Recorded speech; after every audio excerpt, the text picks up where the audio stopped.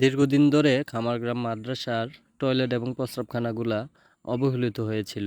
আপনারা জানেন প্রতি বছর সোনাকান্দা হুজুর ইতেকাফে বসেন খামারগ্রাম মাদ্রাসা মসজিদে, এবং তার সাথে দেশের বিভিন্ন প্রান্ত থেকে প্রায় 300-400 লোক এসে এখানে ইতেকাফে বসেন। তাদের একটা ভোগান্তির শিকার হতে হয় প্রস্রাব টয়লেট নিয়ে, কারণ মাদ্রাসায় পর্যাপ্ত পরিমাণ প্রস্রাবখানা এবং টয়লেট ছিল না।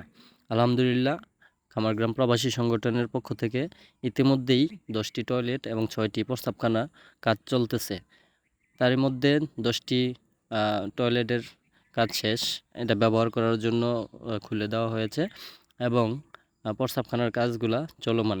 তার পাশাপাশি আগের যেই প্রস্রাবখানাগুলা ওগুলো চলমান আছে।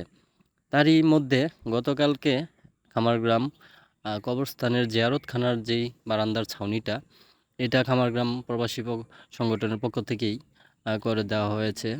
এই জিয়ারতখানার সামনের ছাউনিটার কারণে আসলে সামনে কেউ দাঁড়াতে পারেন নাই।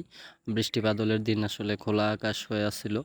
তো আলহামদুলিল্লাহ, জিয়ারতখানারও ছাউনিটা প্রবাসী সংগঠনের পক্ষ থেকেই দেওয়া হয়েছে।